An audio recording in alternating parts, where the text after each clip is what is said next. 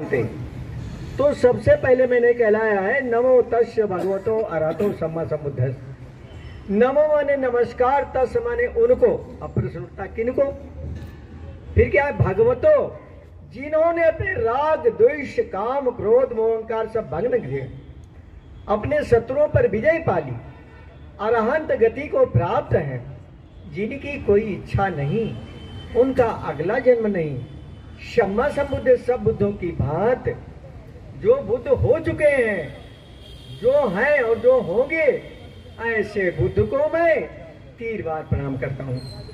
फिर आपने कहा बुद्धं शरणं गच्छामि, मैं बुद्ध की शरण जाता हूं या जाती हूं, इन बुद्ध की नहीं, आप अपनी बुद्धि की शरण बनाइए, जिसके द्वारा कोई काम कर सकते हैं या कोई काम कर सकती हैं। धम्मं शरणं गच्छामि, मैं धम्म की शरण जा रहा हूं। धम्म क्या है? धम्म एक जीवन जीने की कला है। तथागत बुद्ध ने जो धम्म आपको दिया है वो जीवन जीने की कला है।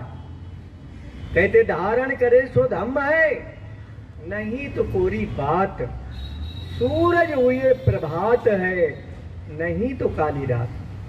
धम्म जो है अपने जीवन में उतारा जाता है, धारण किया जाता है, उतारा जाता है, और तभी सद्धम्म होता है।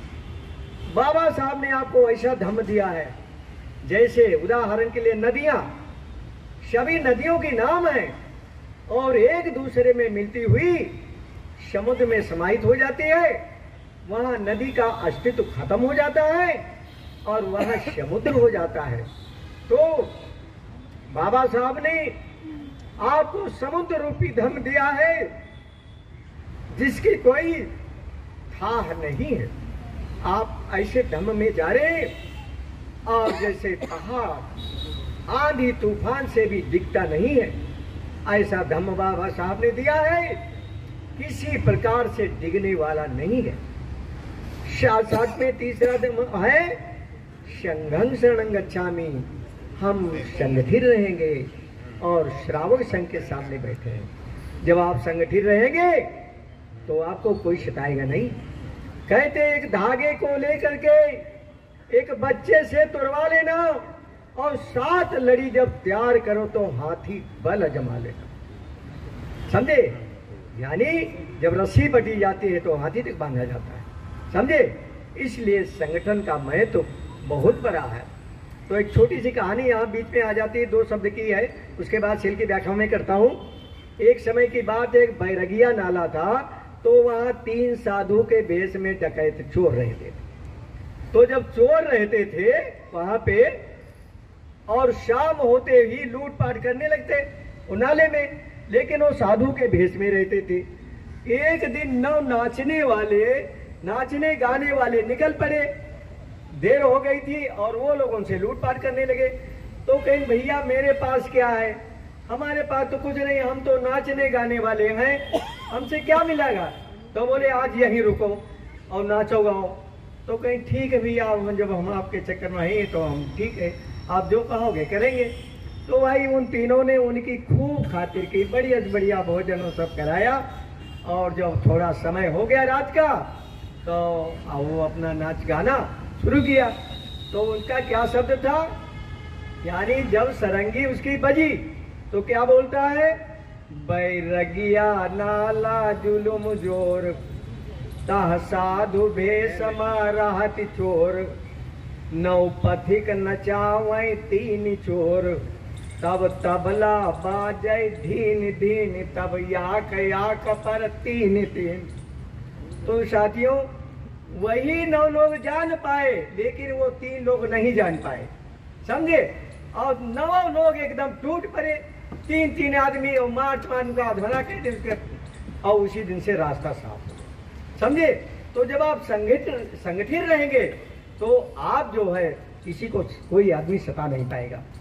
तो फिर है दूसरी बार भी बुद्ध की शरण जा रहे हैं, दूसरी बार भी धम्म की शरण जा रहे हैं, दूसरी बार से तीसरी बार भी बुद्ध की शरण जा रहे हैं, धम्म की शरण जा रहे हैं, संगठित। आपने 3 बार कहा, यानी त्रिवाचा कड़ाई से पालन किया है, समझे? फिर तथागत बुद्ध ने आपको 5 शील दिए। वो शील क्या है? मापदंड। जिससे आप अपने को नाप सकते हैं हम अच्छी जिंदगी जी रहे हैं या खराब जिंदगी जी रहे हैं, अच्छी जिंदगी जी रहे हैं या खराब जिंदगी जी रहे हैं। पाता वीरमणि सिक्खापदं समादयामि।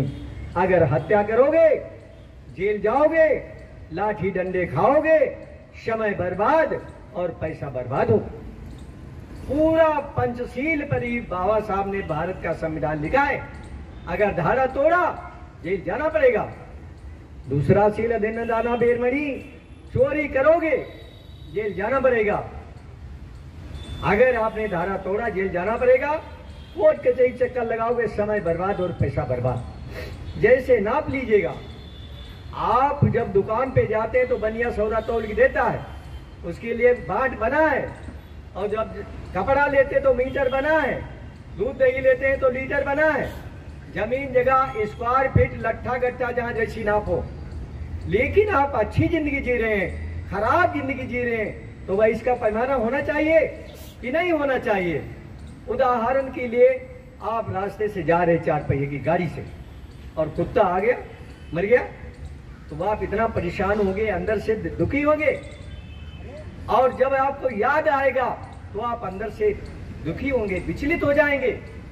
और अगर कहीं अच्छा काम कर लिया और किसी की जान बचा ली है तो जीवन में कभी नहीं भूलेंगे। और जिस समय आपको याद आएगा तो अंदर से आप मुस्कुराएंगे, खुशी होंगे, प्रसन्न चिन्ह होंगे। और तीसरा शील कामेश मिच्छाचारा वीरमणि सिक्खापदं। बड़ा ही इम्पोर्टेंट सबके लिए है गृहस्थ जीवन में, बहुत ही इम्पोर्टेंट तीसरा शील है। काम के बस में ऐसे अंधे न हो। अगर दूसरे की बीवी है, उम्र में बड़ी है, माँ के समान, बराबर है तो बहन के समान है, छोटी है तो पुत्री के समान है। पर स्त्री भी पर पुरुष को अगर बड़ा है तो पिता के समान, बराबर है तो भाई के समान, और छोटा है तो पुत्र के समान। गृहस्थी की गाड़ी 2 पहियों की होती है। अगर एक पहिया कमजोर है, गाड़ी नहीं जा सकती है, समझे। तो अगर पत्नी कर रही है तीसरा शील ग्रहण, तो वो अपने पति की विश्वास पात्र है। पति उसका कभी सके ही नहीं कर सकता। अब जब वो अपने पति की विश्वास पात्र है तो पति को भी पत्नी का विश्वास पात्र होना चाहिए। और जब पति भी पत्नी का विश्वास पात्र होगा तो भाई क्या उनमें लड़ाई होगी? कभी भी लड़ाई नहीं होगी। और उनकी संतान बलवान होगी और दिन दिन उन्नत करेंगे। और जिस दिन भारत ने पंचशील ग्रहण कर लिया, तीसरा शील ग्रहण कर लिया, तो आपकी बहन बेटी कश्मीर से कन्याकुमारी तक अकेले यात्रा करेगी। कौन देखेगा? कैसे देखी जाएगी? मेरी माँ जा रही, बहन जा रही, बेटी जा रही। तबे कान की झुमकी, गले की चैने अपहरण और बलात्कार नहीं होंगे। और फिर वो दिन 2 नहीं, भारत सोने की चिड़िया बनेगा। 3 शील। चौथा शील मूसा वादा वीरमणि सिक्खापदं समादयामि। हम झूठ न बोलें, कठोर वचन न बोलें, किसी की टांटिंग उपहास न करें, चुगली न करें। अगर किसी दिन अपने माता या पिता या दोस्त मित्रों में किसी से झूठ बोल गए तो झूठ ही छिपाने के लिए सैकड़ों झूठ बोलना पड़ेगा। जब एक झूठ बोल गए तो उसको छिपाने के लिए तो जो बोलोगे तो सब झूठे तो बोलोगे, वो बात कहाँ छिपेगी? कभी भी छिपेगी नहीं, खुल जाती। 4 शील। 5वां शील है सुरा। सुरा माने कच्ची, मेर माने पच्ची, पक्की, और मध्य माने मसल का। ये है गांजा है, चरस है, पिटनी, तंबाकू, मध्य यानी मसल का। और फिर जो है पमादी ठाना यानी मन को डिस्टर्ब करने वाली चीज है, जैसे जुआ खेलना, सट्टा लगाना।